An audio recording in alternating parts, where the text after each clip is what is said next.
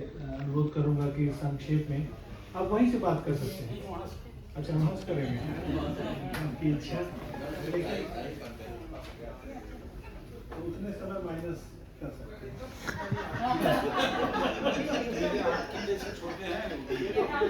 ये तो bullet train से पहुंच गए, ये समय नहीं जुड़ेगा उसमें। ये तो ट्रेन वाले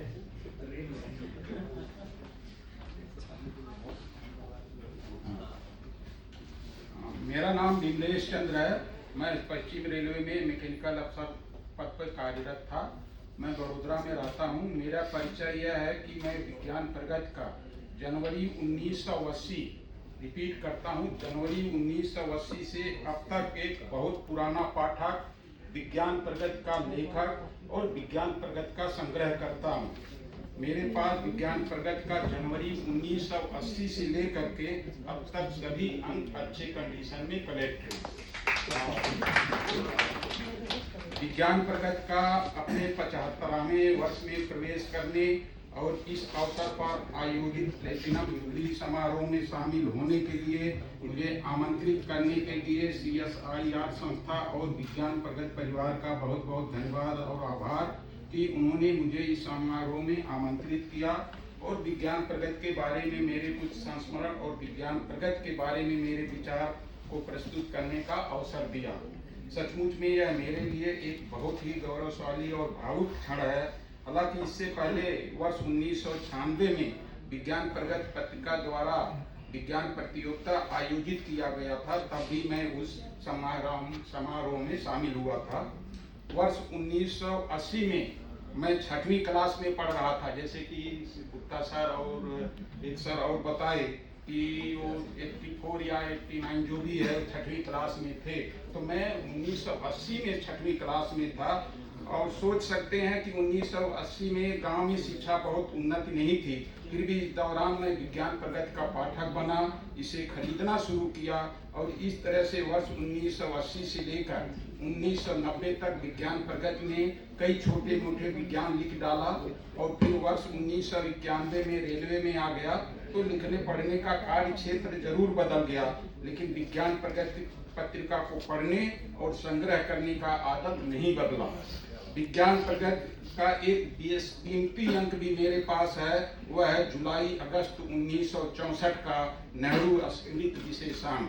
स्वाभाविक रूप से वह विशेषांक नेहरू जी के द्वारा भारत देश में विज्ञान के प्रति समर्पण और विज्ञान को जन जन तक पहुंचाने के लक्ष्य को प्रदर्शित करता है। वर्ष 1991 में रेलवे में आने पर रेलवे से जुड़े लिखना शुरू कर दिया और अभी तक रेलवे के बारे में लिख रहा हूँ। मेरे सबसे ज्यादा लेख भारतीय रेल पत्रिका और विज्ञान प्रगति में प्रकाशित हुई हैं। विज्ञान प्रगति ने मेरे रेलवे लेखों को भी स्थान दिया, शायद इस कारण से कि विज्ञान की तरह रेलवे भी भारतीय जनमानस से बहुत ही नजदीक से जुड़ी हुई है। इसके फलस्वरूप मेरे अब तक कुल 600 लेख प्रकाशित हो चुके हैं। संयोग से मेरा 600वां लेख विज्ञान प्रगति के इसी अंक में प्रकाशित हुआ है। विज्ञान प्रगति और रेलवे का ऐसा जुनून रहा है कि मैं केवल विज्ञान प्रगति का ही नहीं बल्कि भारतीय रेल पत्रिका का भी वर्ष 1991 से अब तक सभी अंक संग्रह किया हूँ। विज्ञान प्रगति और भारतीय रेल पत्रिका के आपसी जुड़ाव का गहरा संबंध रहा है। मैं फिर रिपीट करना चाहता हूँ, विज्ञान प्रगति और रेलवे बोर्ड से प्रकाशित पत्रिका भारतीय रेल पत्रिका का आपसी जुड़ाव का गहरा संबंध रहा है। हम सभी को जानकर यह बहुत खुशी होगी कि विज्ञान प्रगति पत्रिका और भारतीय रेल पत्रिका के प्रथम संपादक थे श्री रामचंद्र तिवारी सर। भारतीय रेल पत्रिका के पहले संपादक, सहायक संपादक और विज्ञान प्रगति के पहले संपादक श्री रामचंद्र तिवारी सर हिंदी साहित्य, पत्रकारिता और लोकप्रिय विज्ञान लेखन के क्षेत्र में एक अत्यंत प्रतिष्ठित विद्वान, लेखक और संपादक रहे हैं। उन्होंने राष्ट्रभाषा हिंदी के प्रचार और हिंदी पत्रकारिता को एक गरिमापूर्ण स्थान दिलाने में अपना अमूल्य योगदान दिया था। रामचंद्र तिवारी सर का इन दोनों पत्रिकाओं में 1970 तक महत्वपूर्ण योगदान था। उनके कुशल और सक्षम नेतृत्व के कारण ही इन दोनों पत्रिकाओं को देश की साहित्यिक और पत्रकारिता जगत में एक प्रतिष्ठित स्थान मिला। उन्होंने जटिल वैज्ञानिक आविष्कारों, अनुसंधानों और तकनीकों को आम जनता के समझने योग्य सरल हिंदी भाषा में प्रस्तुत करने की नींव रखी। इस अवसर पर मैं विज्ञान प्रगत के उन सभी संपादक महोदय को याद करना चाहता हूं जिन्होंने विज्ञान प्रगत को नई ऊंचाइयों तक पहुंचाया। उन संपादकों में Shri Ramchandra Tiwari sir, doctor Om Prakash Sharma sir, Shri Shyam सुंदर शर्मा सर, श्रीमती दीक्षा बिष्ट मैम और श्री प्रदीप शर्मा सर और डॉक्टर बालक राम सर शामिल हैं।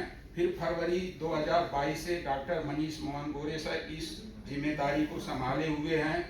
विज्ञान प्रगत में इन सभी के योगदान को भुलाया नहीं जा सकता है। सहायक संपादक के रूप में कार्यरत सुल्ता कपिल मैम को कैसे भूल सकते हैं, जिन्होंने काफी समय से विज्ञान प्रगत को आगे बढ़ाने में अपना योगदान दे रही हैं। इस गौरवपूर्ण अवसर पर हमारे बीच में कुछ पुराने संपादक महोदय भी उपस्थित हैं। उन्हें देखकर हमें बहुत खुशी हो रही है।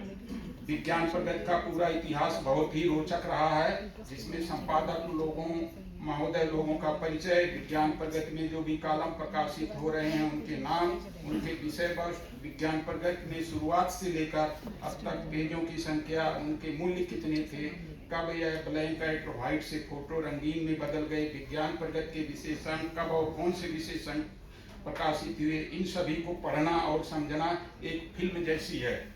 सचमुच में इसके 75 साल के रोचक और उतार चढ़ाव वाले इतिहास को 1-2 पेज में सीमित नहीं किया जा सकता है। विज्ञान प्रगत के पुराने अंक को अगर हम थोड़ी देर के लिए याद करें तो अणु और अनंत विशेषांक, आनुवंशिकी विशेषांक, रामानुजन विशेषांक और प्रोफेसर रामन विशेषांक, सूचना प्रौद्योगिकी विशेषांक, विज्ञान लोकप्रियकरण विशेषांक, जयंत विशुद्ध नारिकल विशेषांक, महिला वैज्ञानिक विशेषांक इत्यादि को कैसे भूल सकते हैं। एक तरह से विज्ञान प्रगति ने 75 वर्ष में 100 से ज्यादा विशेषांक प्रकाशित किया होगा। एक वह क्षण भी कैसे भूल सकते हैं जब विज्ञान प्रगति का प्रकाशन वर्ष 1984 में 1 लाख कॉपी तक पहुंच गई थी। इस तरह यह सब विज्ञान प्रगति का गौरवपूर्ण उपलब्धि का ऐतिहासिक विरासत है।